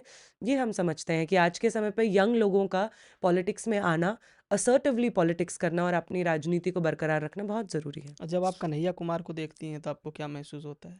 कन्हैया कुमार को देख के भी हमें वही महसूस होता है हाँ। कि उनका राजनीति में यंग इंसान के रूप में होना, वो बहुत आर्टिकुलेट व्यक्ति हैं। हुँ, उनका आर्टिकुलेशन इस वक़्त जो आंदोलन देश भर में फांसीवाद के खिलाफ चल रहा है, हुँ, उसके लिए बहुत ज़रूरी है। हुँ, हाँ, उनको राजनीति में आप ये नहीं मुझसे सुनवा सकें कहलवा पाएँगे कि बुर्ज़ोआ मतलब लिबरल पॉलिटिक्स या इवन सोशल जस्टिस का जो धड़ा चंद्रशेखर रिप्रेज़ेंट करते हैं, उस पॉलिटिक्स से मैं एग्री करती हूँ, उनसे मैं नहीं एग्री करती हूँ। हुँ। लेकिन मैं ये बिल्कुल नहीं समझती कि दोनों जिस तरीके की पॉलिटिक्स कर रहे हैं, उनकी ज़रूरत नहीं है, बिल्कुल ज़रूरत है। मायावती।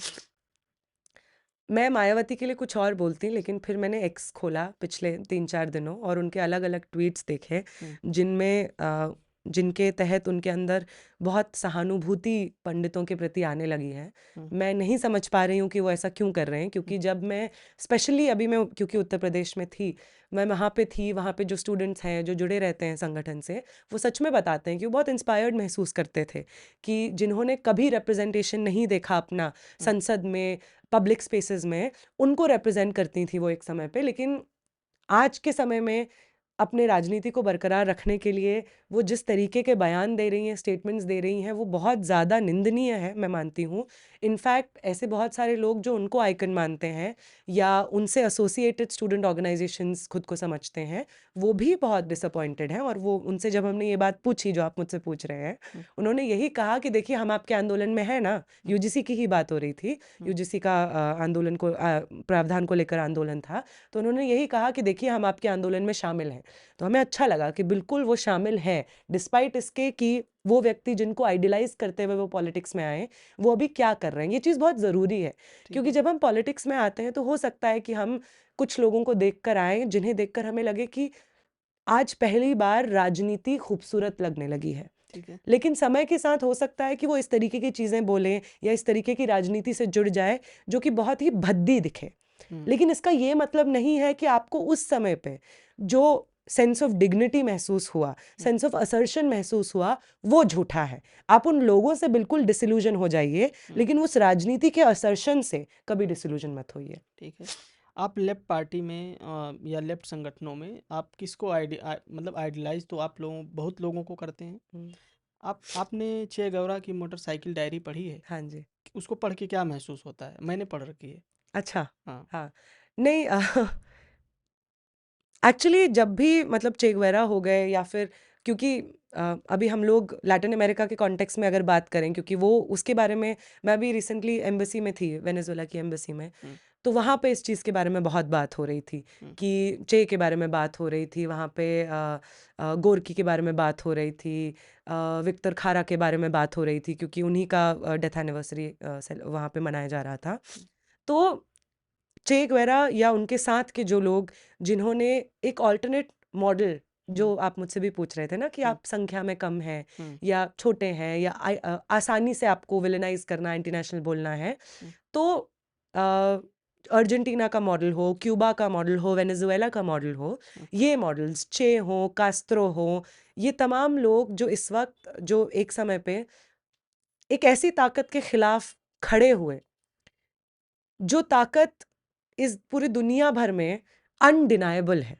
ठीक है। वेस्टर्न हेमिस्फेयर में ही नहीं सिर्फ हुँ, दुनिया भर में अमेरिकन डोमिनेंस और इंपीरियलिज्म का प्रभाव डिनाय करना एक मूर्खता की बात होगी हुँ, लेकिन इस डोमिनेंस के सामने खड़े होना और एक ऐसा मॉडल खड़ा करना जहाँ पे मुट्ठी भर लोगों ने एक ऐसी ताकत को चुनौती दे दी जो ताकत अगर चाहती तो उनको उड़ा के रख सकती थी। जो डिसइल्यूजनमेंट या डिसअपॉइंटमेंट सोवियत रशिया का जो आइडिया रिप्रेजेंट करता था, उसके कोलैप्स के बाद में लोगों को महसूस हुई, उस आइडिया को जिंदा रखा चे ने, उस आइडिया को जिंदा रखा फिदेल कास्त्रो ने।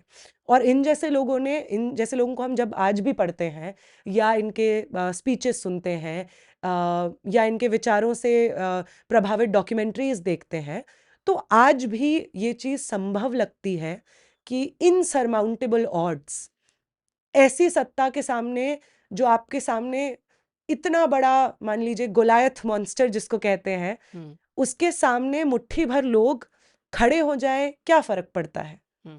आप खड़े इसलिए नहीं हैं क्योंकि आप चाहते हैं कि आप इतिहास के पन्नों में स्वर्णिम अक्षरों में दर्ज हो। आप खड़े इसलिए हैं क्योंकि भले ही आप कम हो, कुछ लोगों को खड़ा होना जरूरी है। आप खड़े इसलिए आज हो पा रहे हैं क्योंकि ऐसे ही कुछ लोग आपसे कई साल पहले खड़े थे, जिन्होंने इन्हीं इनसरमाउंटेबल ऑड्स के सामने वो लड़ाइयाँ लड़ी जिनका प्रभाव, जिनका लाभ आज आप ले रहे हैं। जैसे जब हमसे ये पूछा जा रहा है कि आपको, जैसे चे को जिस तरीके से मारा गया, वो एक तरीके से लेसन था कि अगर आप इस तरीके की राजनीति से खड़े रहेंगे, अगर आप डिफाई करेंगे वेस्टर्न इंपीरियलिस्ट मॉडल को, तो आपका यही हश्र होगा। वो एक वार्निंग थी उन तमाम लोगों के लिए जो सपने देख रहे थे कि एक स्वतंत्र, एक सोशलिस्ट सोच के साथ में आप एक समाज बना सकते हैं। ऐसी ही इंस्पिरेशन हमें आज के समय में मिलती है। जो लोग पूछ रहे हैं कि आपको इतना ट्रोल किया जा रहा है, आपको मारा गया, ये कैसी चीज़ें हैं? इंटरनेट पे ट्रोल कर रहे हैं, ठीक है, मार के गिरा दिया, बिल्कुल सच में चोटें लगी, लेकिन हम जो झेल रहे हैं वो क्या है उसके सामने जो हमसे पहले आने वाले लोगों ने झेला? वो क्या है उसके सामने जो ऐतिहासिक रूप से सावित्री फातिमा ने झेला? जिस तरीके का आइसोलेशन उन्होंने झेला, जिस तरीके की प्रताड़ना उन्होंने झेली, क्यों? सिर्फ इसलिए क्योंकि वो कह रही थी कि लड़कियों को स्कूल पढ़ना चाहिए, सिर्फ इसलिए क्योंकि वो कह रही थी कि वंचित जाति से आने वाले लोगों का शिक्षा पे भी अधिकार है।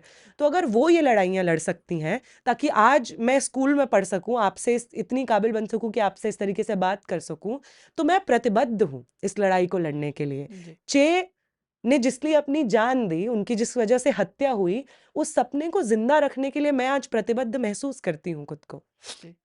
अगर मैं ये आपसे पूछूं कि आप 5 किताबें कौन सी हैं जो आप सबको बताना चाहेंगी कि पढ़ना चाहिए?